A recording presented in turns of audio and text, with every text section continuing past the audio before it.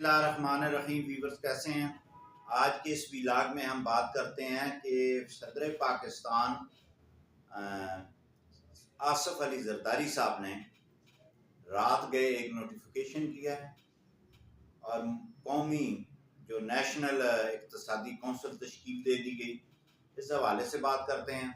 اور رات گئے سے جو ہے وہ مختلف چینلز پہ اس کے بارے میں مختلف لوگوں کی مختلف رائے تھی، تو میں نے یہ ضروری سمجھا کہ یہ جو صدر پاکستان نے جو کونسل تشکیل دی ہے اس کی کیا آئینی حیثیت ہے، کیا قانونی حیثیت ہے اور یہ کیوں بنائی گئی ہے۔ تو اس حوالے سے سب سے پہلے ہم بات کرتے ہیں کہ یہ جو کونسل بنائی گئی ہے اس کے جو ممبران ہیں، یعنی کہ اس کونسل کا جو چیئرمین ہوگا وہ وزیر اعظم پاکستان شہباز شریف ہوں گے، نمبر 1۔ نمبر 2 جو ہے وہ وزیر اعظم جو ہے وہ 4 افراد کے نام دیں گے جن کو اس کمیٹی میں بطور ممبر شامل کیا جائے گا، اور اسی طرح پاکستان کے 4 جو صوبے ہیں اس کے 4 جو وزیر اعلیٰ ہیں وہ اس کمیٹی کے ممبر ہوں گے، اور ایک فرد جو ہے وزیر اعلیٰ نامینیٹ کرے گا اپنے صوبے سے کہ ان کو جو ہے وہ شامل کیا جائے 4 ممبر۔ اب یہ 4 وزیر اعلیٰ ہو گئے، 4 جو ہے جناب جو ان کے نامزد جو ہے وہ ممبر ہو گئے، 8 ہو گئے۔ 4 وزیر اعظم کے نامزد کردہ ہوں گے، یہ ہو گئے 12، اور ایک وزیر اعظم 13۔ عام طور پر یہ 13 افراد کا جو ہے وہ کمیٹی بنی ہے، اور اس کے ساتھ ساتھ جو ہے پھر وزیر اعظم کو اختیار ہے کہ وہ ایز اے اسپیشل دعوت جو ہے وہ دے سکتا ہے کہ اس اجلاس میں وہ شامل ہوں۔ اچھا، رات گئے جو ہے اس پہ بڑی بعض دوستوں نے بھی بحث کی کہ جناب مختلف آراء KPK سے بھی آئی ہیں، پنجاب سے بھی آئی ہیں، اور میں یہ سمجھا ہوں کہ اس حوالے سے آپ سے یہ بات شیئر کی جائے کہ کیا صدر پاکستان کو آئینی طور پر اس کا حق حاصل ہے۔ تو ویورز، یہ آئین پاکستان کا آرٹیکل ہے 156، 156، یعنی کہ پنجابی میں 56۔ اچھا، 156 آئین کا آرٹیکل ہے۔ وہ آئین کا آرٹیکل یہ کہتا ہے کہ صدر پاکستان نیشنل اقتصادی کونسل، اکنامک کونسل جس کو کہتے ہیں، وہ بنائے گا، اس کا نوٹیفیکیشن کرے گا، اور رات ایز پر آئین پاکستان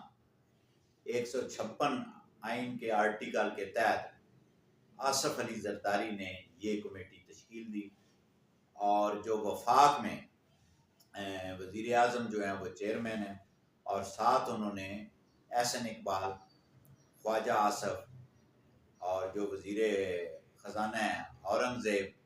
اور اس کے ساتھ ساتھ جو ہے اسحاق ڈار، یہ 4 افراد کو بطور کمیٹی شامل کیا گیا۔ اور اس کے ساتھ وزیر اعظم نے رات ایک سمری بھی تیار کی جس میں جو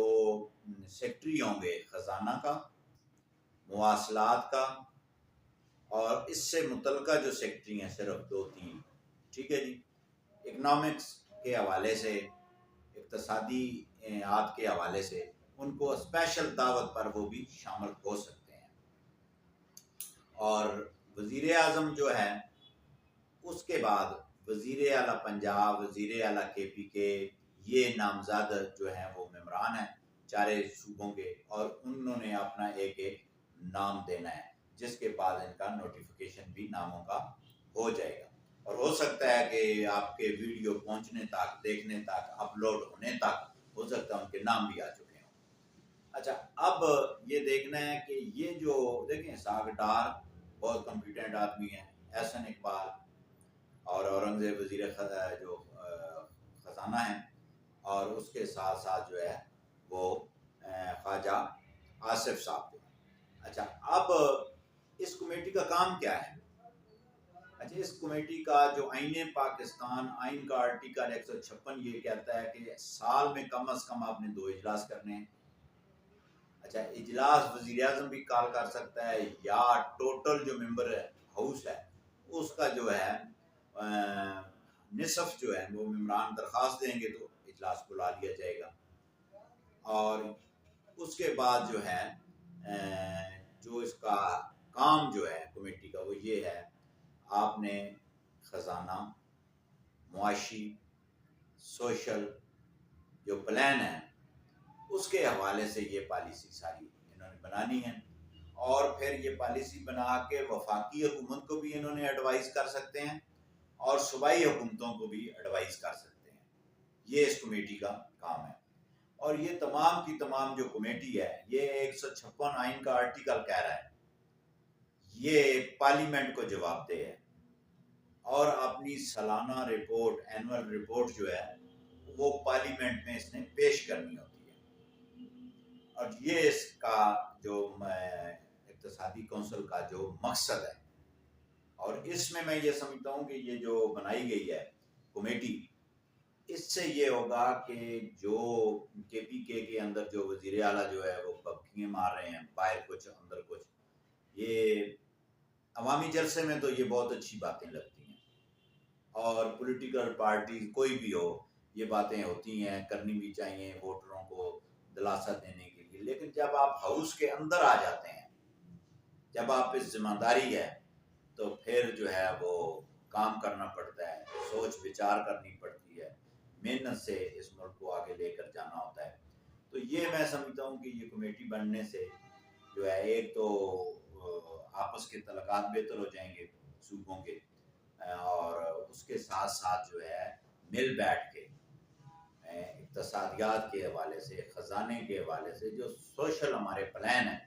ان کے حوالے سے رائے آئے گی، متفقہ فیصلے کیے جائیں گے۔ یہ کسی پہ کوئی جبر یا زبردستی فیصلہ